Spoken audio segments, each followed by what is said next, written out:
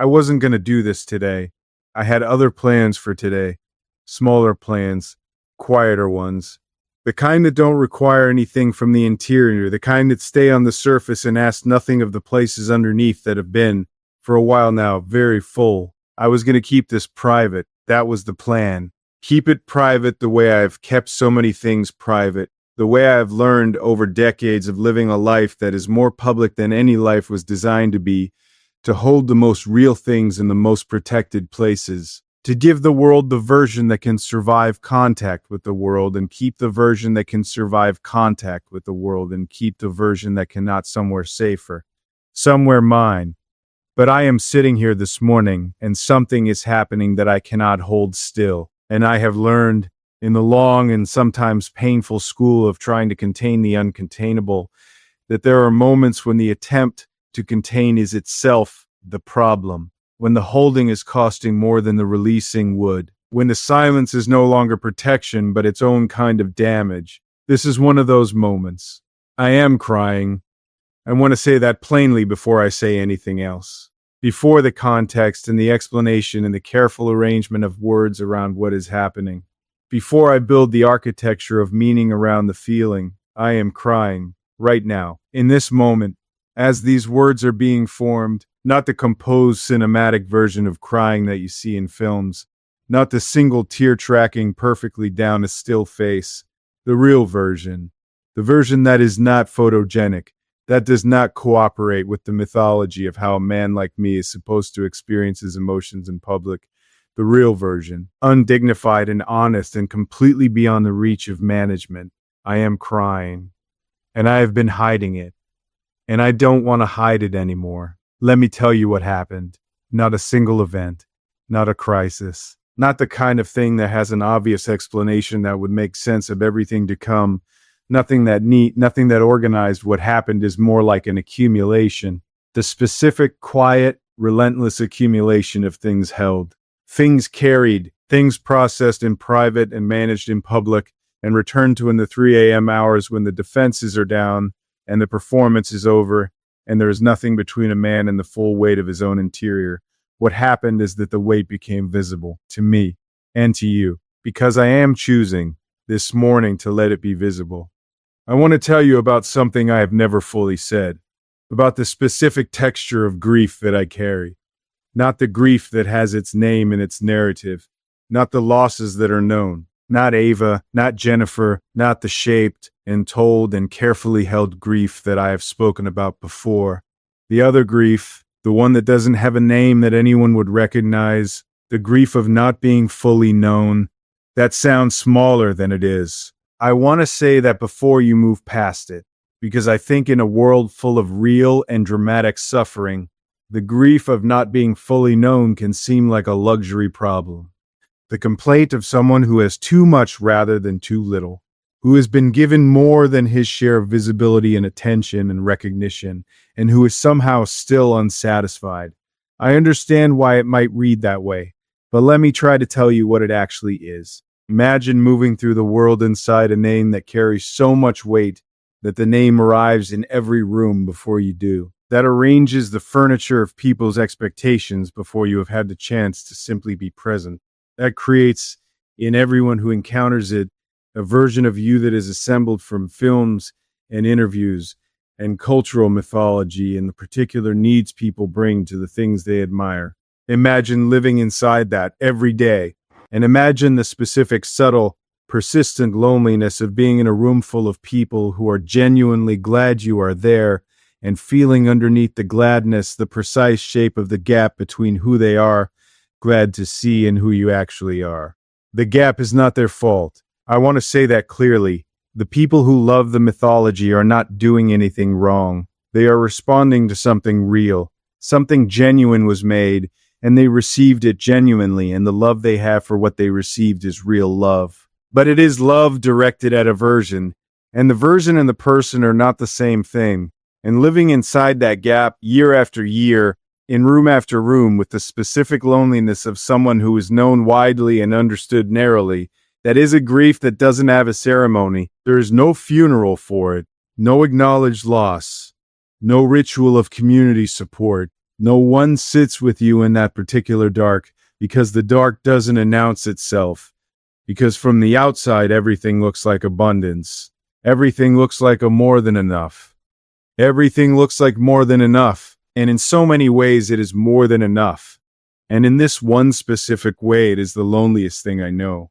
I am crying because last night I felt it fully.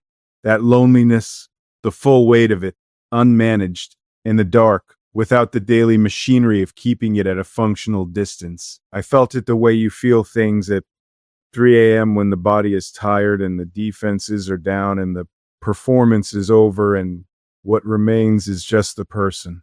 Just the actual specific, imperfect, sometimes very tired person. I felt it. And this morning I am still feeling it. And I am choosing, instead of managing it back into its usual container, to say it out loud. I felt very alone last night, not because people aren't there. They're there.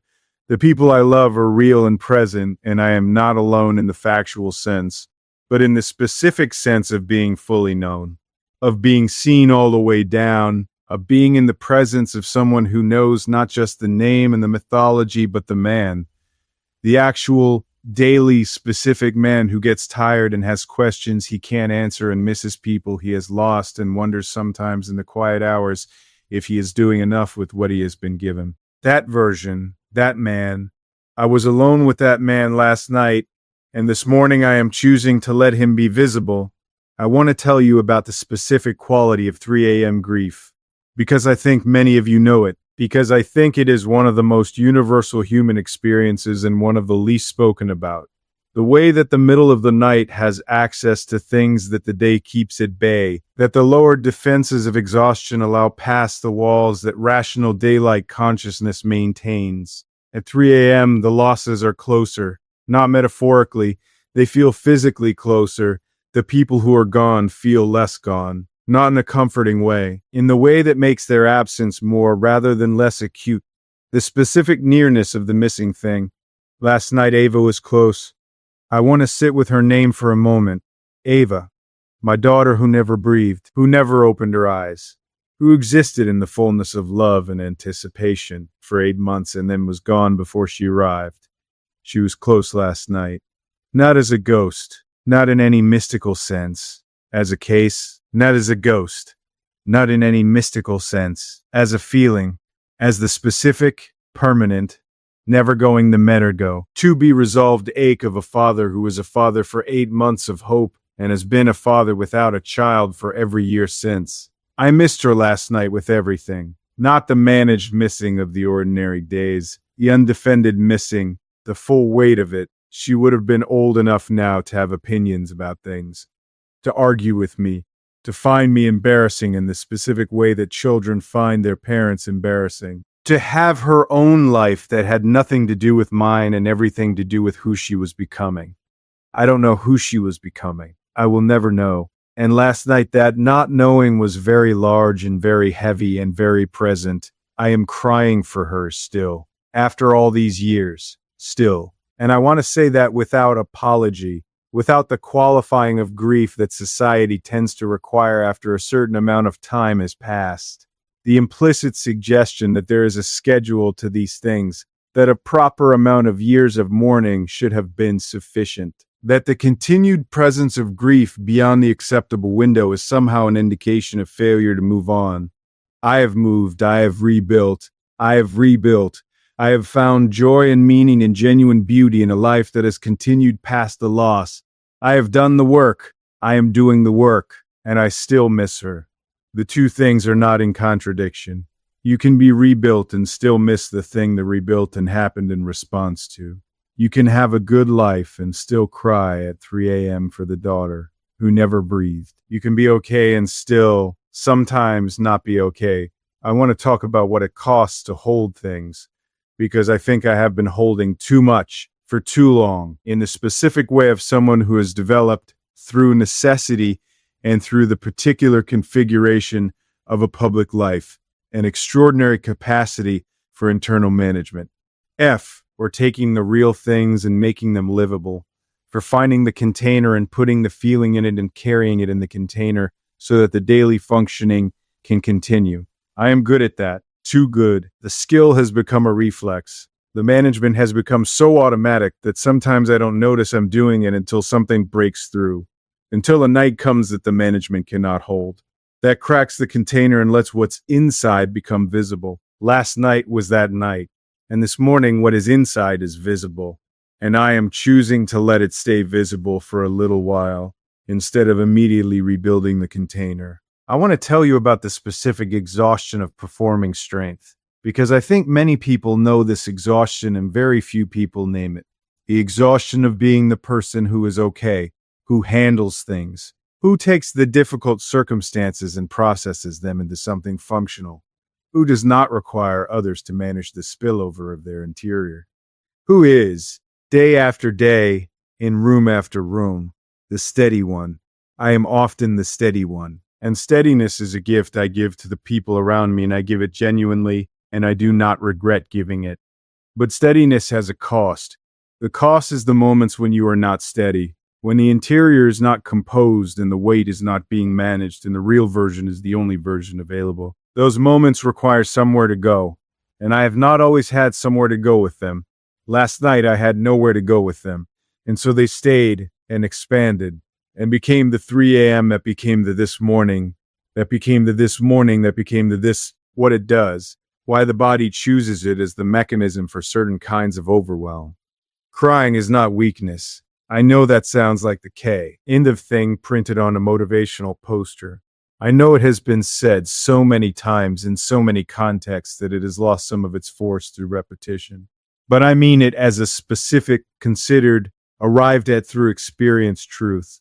Crying is not weakness. Crying is what happens when something is too real to be processed through the ordinary channels, when it exceeds the capacity of thought and language and the usual management mechanisms, and finds its way out through the body instead, through the eyes, through the specific, involuntary, completely genuine physical release of something that has been held past the point of comfortable holding. It is not weakness.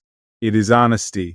It is the body telling the truth when the mind has been managing the truth for too long. I have managed the truth for too long. Not about everything. About this specific interior 3 a.m. truth of what it is to carry what I carry and to carry it largely alone and to be in the public hours the version that is handling it while the version that is sometimes not handling it waits in the dark. I have managed that for too long, and last night the management stopped. And this morning I am here, unmanaged, visible, crying, and choosing to show you.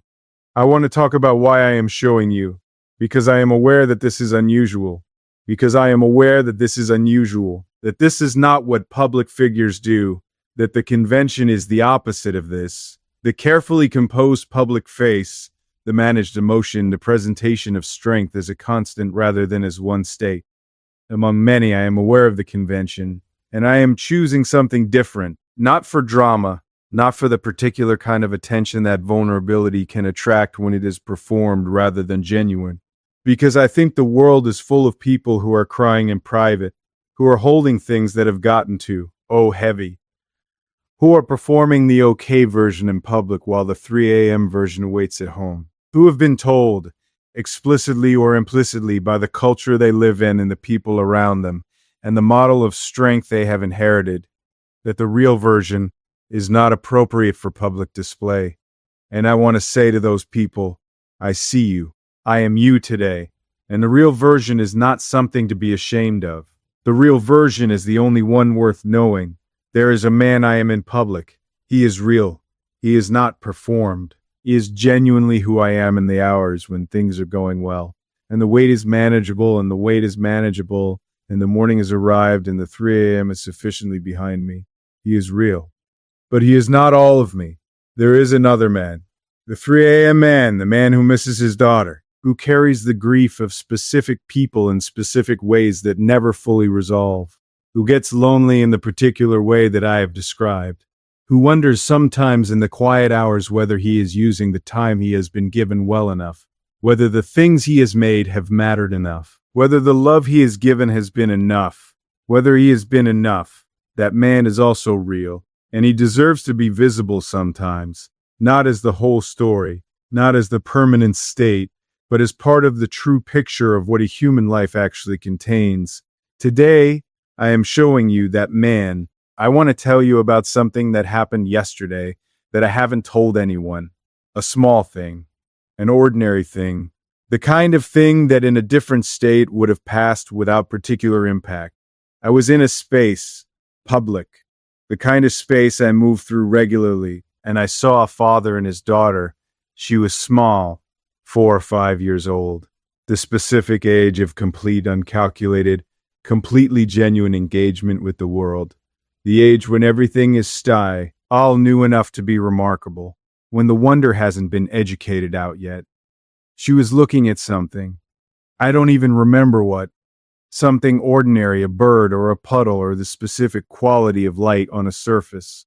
Something that had caught her attention with the total, undivided, magnificent completeness that children's attention achieves before they learn to divide it. And she turned to her father, and she said something. I couldn't hear what, but I saw her face as she said it. The specific, incandescent, completely unself-conscious joy of a small person sharing something wonderful with the person she trusts most. And her father listened, really listened, with the full attention of a person who has understood what this is. This moment, this specific, unrepeatable moment of his daughter's childhood that will never exist again in exactly this form. He listened, and he responded, and she laughed. I had to look away. Not from sadness exactly, from something more complicated than sadness. The specific, complex, simultaneously beautiful and painful experience of witnessing something that is both wonderful in itself and evidence of what is not yours. That little girl is not mine. Ava would have been around that age, would have been catching my attention with the specific, incandescent joy of something ordinary made wonderful by her particular quality of attention, would have been turning to me, would have been laughing. I walked to somewhere private, and I let it be what it was, not managed, not redirected, not processed quickly into something more functional. I let it be the full, enormous, specific thing it was, and it was very large, and I cried, quietly, where no one could see, and then I composed myself and returned to the world, and was the version that was handling things, and held it through the rest of the day, and thrug. If the evening and into the night, where it became the 3 a.m. wait that became this 3 a.m. wait that became this morning that became this, I am not handling it this morning. And I want you to know that, not because I need rescue, not because the weight is more than I will ultimately be able to carry. I will carry it. I always carry it. But this morning I want to put it down for a moment, in the open, where you can see it. And in the seeing of it, maybe, it becomes slightly less heavy. That is what being seen does. Even from a distance, even from a distance, even through a screen, even in the one-directional way of this kind of communication where I am speaking and you are receiving and the space between us is filled with whatever meaning each of us brings to it. Even so, being seen helps. It always helps, and you are seeing me right now. The unmanaged version, the man who is crying, and in the seeing, something is happening, something that is the opposite of alone. I want to say something to the people who are also hiding it, the ones who are performing okay in a situation that is not okay, who are managing the version the world gets while the version that is struggling waits in the interior for the private hours. I see you, not literally, but in the specific way of someone who knows that territory intimately, who has spent years in it, who knows the precise texture of the gap between the public face and the private wait. I see you, and I want to tell you what I know from the inside of it. The hiding costs more than the showing. I know that is not always practical. I know that there are contexts and situations and relationships in which the showing is not safe, in which vulnerability would be taken advantage of, or misunderstood, or used in ways that would make the showing more damaging than the hiding. I know that, but I also know that the permanent hiding is its own damage, that the sustained performance of okay creates a version of yourself that the real you has to live behind. And living behind a version of yourself is exhausting in a way that accumulates without announcing itself. that you don't notice until a 3 a.m. comes that the management cannot hold, and the real version is suddenly completely undeniably present. Find somewhere to show it. Not everywhere. Not to everyone. Somewhere. Somewhere. Someone. One person who can receive the unmanaged version and not require it to be different than it is. One person who will sit with you in the weight without trying to immediately lift it. One place where the performance stops.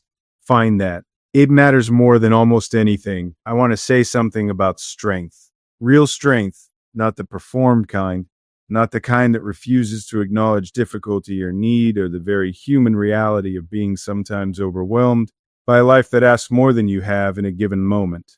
Real strength is not the absence of breaking. It is the willingness to break in the presence of another person. To say, I am not okay right now and I trust you enough to let you see that. That takes more courage than the composed face. That is the braver thing. And this morning I am trying to do the braver thing. Imperfectly. Messily. In the unpolished, uncinematic, genuinely human way of someone who has not rehearsed this and is not performing it. Just doing it, just being here, just letting you see the real version. I want to tell you what I am grateful for even in the middle of this, because gratitude and grief are not opposites. They coexist. They have always coexisted in me. The ability to hold both. The specific hard-won capacity to be simultaneously aware of the beauty and the weight. To not require the resolution of one before acknowledging the other. I am grateful for the people who have stayed. Kim, who answers when I call, who knows every version and loves all of them. Who fought for her life and won, and is here. Who I called this morning as I call her in every version of hard, and who said the things she always says in the specific way that only she says them. She made it smaller, not by pretending it wasn't there, by being there alongside it. I am grateful for her with my whole heart. I am grateful for you. Whoever is listening to this, reading this, receiving this in whatever way it finds you. I am grateful that somewhere in the distance between my life and yours, there is something that connects. Something that makes this not just a man talking to himself in a room, but a man talking to other people. Real people. Who are also carrying things. Who are also sometimes crying in private. Who are also sometimes hiding it, who are maybe, today, a little less hidden because I chose to be. If that is happening, if this is doing that, then the crying was worth something. Then the showing was worth something. Then the specific, frightening, completely necessary decision to put the real version in the open where it can be seen was worth something. I want to tell you that it gets lighter, not that it goes away. I will not offer you that because I will not offer anyone false comfort in exchange for genuine truth. It does not go away. The losses don't unhappen. The grief doesn't resolve into the clean, finished, no longer present thing we sometimes wish it would become, but it gets lighter. Not because time heals. I have said this before and I believe it completely. Time does not heal. Time teaches you to carry, but the carrying becomes more practiced. The muscles develop. The weight does not decrease, but your capacity for it grows. And there are days, good days, ordinary days, unexpected, eyes in the middle of a regular week, when the carrying feels almost effortless, when you forget, for whole hours, that you are carrying anything. Those days come. I promise you those days come. And they do not cancel the 3 a.m. days, but they balance them. And in the balance, a life is possible. A full, real, genuine, sometimes weeping, sometimes leaping, sometimes laughing, always human life is possible. I want to say something about today, about what happens after this, after the showing, after the unmanaged version has been visible for a while and the immediate intensity of it is past, and the day requires something of me. I will do what I always do. I will make coffee. I will be with it for a moment, with the specific, ordinary, completely sufficient reality of a morning that has arrived. That came even after last night. That came without asking whether I was ready for it. I will meet it. Not brightly. Not with the performed cheerfulness of someone who has decided that the appropriate response to a difficult night is to pretend it didn't happen, but genuinely, with the honest, quiet, sometimes tear-stained presence of a person who is here, Who is going to keep being here? Who is not finished?